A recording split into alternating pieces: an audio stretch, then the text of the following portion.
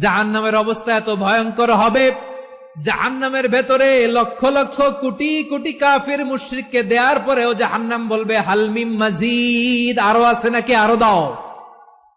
কোটি কোটি কাফেরের দল, মুশরিকের দল, সীমা লঙ্ঘনকারী দল, তাদেরকে যখন জাহান্নামে ফেলা হবে, বড় বড় পাথর খণ্ড জাহান্নামে ফেলা হবে, তারপরও জাহান্নাম বলবে হাল মিন মাজিদ, আরো আছে নাকি, দাও, আরো দাও, আরো দাও।